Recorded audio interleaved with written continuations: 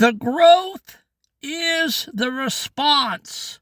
Welcome in. I'm the Hermit Poet, and this is day 159 of the Pivot Year Devotion.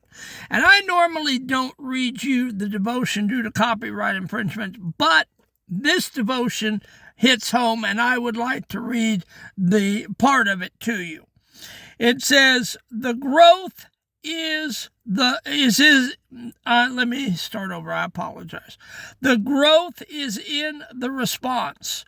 The healing is in who you choose to become, regardless of what you've done or what's happened in the past. When you look for the lesson, you find the silver lining. When you learn the lesson, you discover the purpose of the valley before the peak. You begin to understand that life is not about what you accumulate or accomplish, but who you become in the process. How much you can be awake in the day before it passes. How much you can believe in the unseen miracles inside that are waiting on you to unleash them into the world. Isn't that beautiful? I've entitled this the what versus the who, or the who versus the what. And so today's poem that I reframed from that devotion goes like this. The mountain doesn't make the man, nor does the strength of every plan. The gold isn't in the trophy won or all the work that you have done. The growth is in the way you stand when life has dealt a heavy hand. It's in the quiet choosing mind that leaves the bitter path behind. We look for purpose in the height, within the glare of morning light. But wisdom grew within the veil, where every effort seems to fail. The valley wasn't just a stay or time that you had thrown away. It was the soil, the deep, the dark, where all the future promises slept. So wake before the sun goes down and trade the cross for inward crown. It isn't what you gather here, but how you conquer every fear. There is a miracle inside that you no longer need to hide. Before the man you have become, behold the man you have become. The battle's won, the work is done. Bear with me, folks. We are in allergy pollen season, and I have taken more antihistamines this week than I care to admit. And boy, I'll tell you, coming to you this morning is tough. My energy level is down, and I'm trying to keep it pumped up. Those antihistamines have a way of really kicking your hiney. So, let's do the teaching today. The power of the response. Most people spend their lives reacting to what happens to them. If things go well, they feel good. If things go south, they fall apart. But day 159 teaches us that growth isn't in the event. It's in the things, teaching us that growth isn't in the event. It's in the response. You can't always control the what, but you have 100% ownership over the who, and that is our title. What versus the who. Whether you are 12 years of age and dealing with a bully, or you're 60 and dealing with the life change, the healing begins the moment you decide who you are going to be in spite of the circumstances. Your character is built in the reaction, not the action. And that is so true, folks. The Hermit Poet is learning so many lessons. I've read this before, but again, when you teach it, it's totally something else. And so it is true that the way you act, it counts. It's everything, the way you handle a situation. If you don't lose your head, if you keep your head intact, if you do the right things, as opposed to the reaction. Okay? When you overreact, things go south. But if you can keep your head and do the proper thing, that is a learning lesson. And Lord knows we all need more learning lessons. The purpose of the valley. In a blue-collar world, we value the peak. You know, in a blue-collar world, we value the peak, the finished house, the paycheck, the win. But the valley isn't wasted time. It's the training ground. And that is what the Hermit Poet had to find out. I went through 50 years of trauma, abuse, grief, and school bullying and sexual assault. And I thought it was for nothing. I thought the cosmic killjoy up there was kicking my rear end just for fun.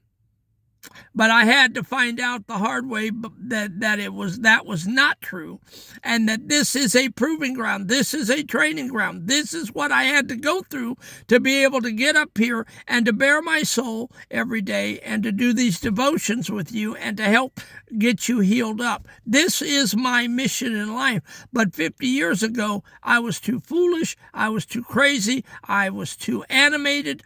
I was not settled down. I was not mature. I could not have handled this role as a 60-year-old trauma poet today. And so that all of those trials and all of that mess I went through was the fire for what I am doing today. And you have to look at it like that. What you're going through is the classroom of life. It's making you who you are today. It's carving you into a beautiful statue. And when you look at it like that, it is not a waste of your time.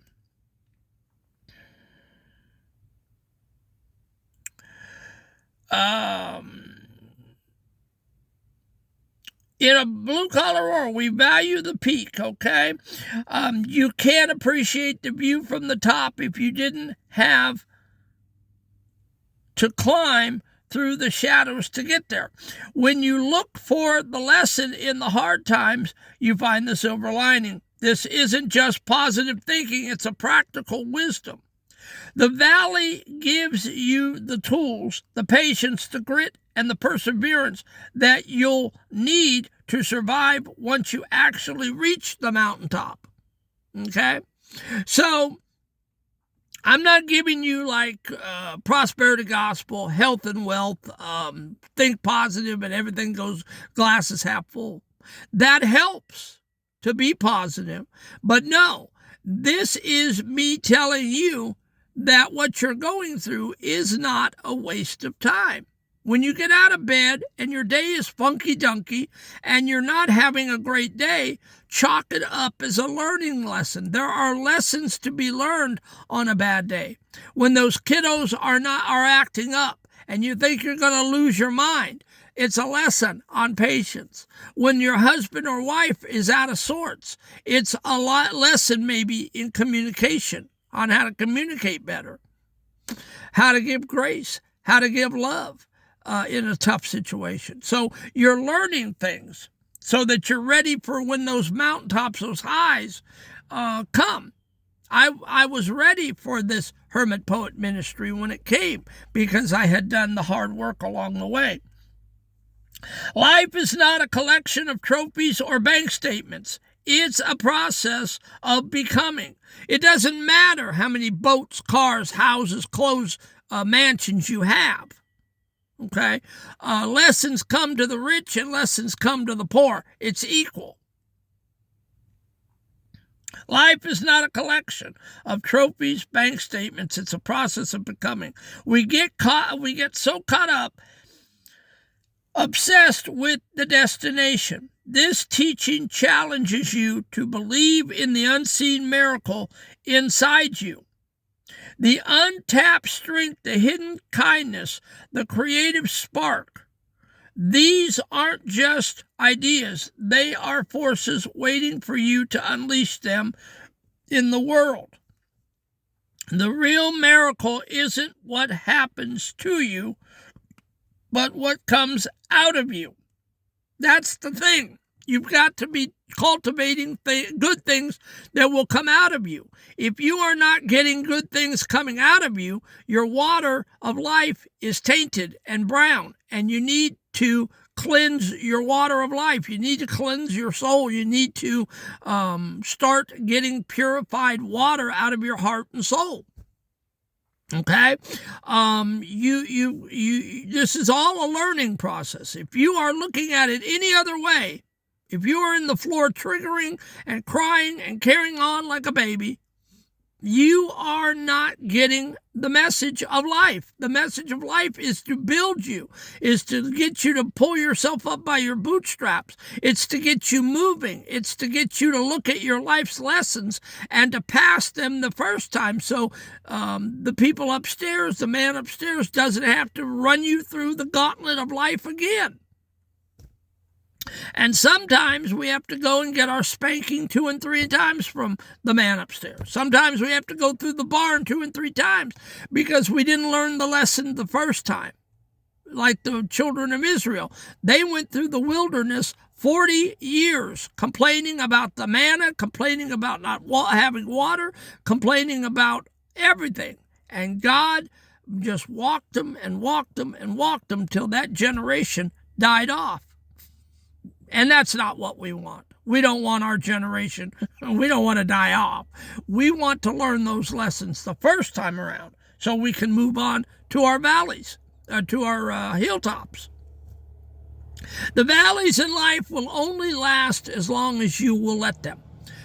You will only go through a valley as long as you are hard-headed and you don't pass the lesson. And then you'll stay there until you do. And then comes another lesson.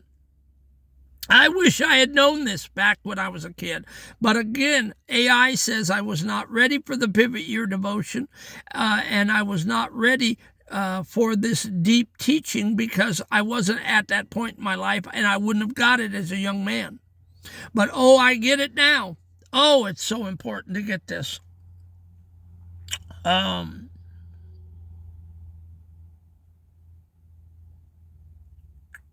Life is not okay, so we miss the day before it passes because we're obsessed with the destination. This teaching challenges you to believe in the unseen miracles inside of you, the untapped strength, the hidden kindness, the creative spark. These aren't just ideas, they are forces waiting for you to unleash them into the world. The real miracle isn't what happens to you, but what comes out of you. And that is the most, if you don't take anything away from today, you take that with you. The application, now we're going to apply this to your life. The process over product shift. Reframe the conflict.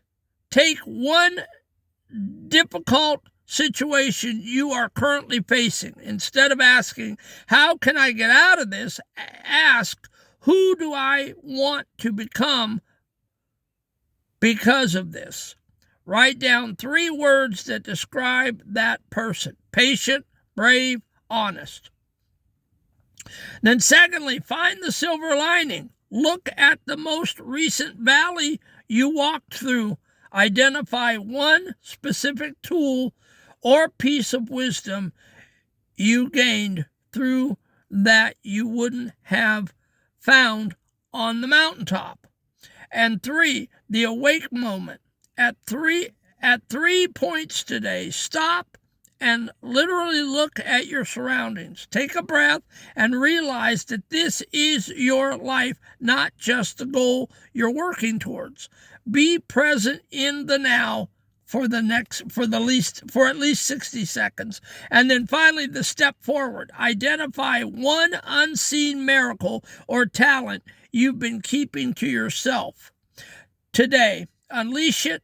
If you have a gift for encouragement, call someone. If you have a gift for solving problems, help a neighbor. Stop waiting for a special occasion to be great. And so that is what it was today. We were talking about you can't always control the what, but you have 100% ownership over the who. And so that was our devotion today. Don't let the troubles of life kick your hiney.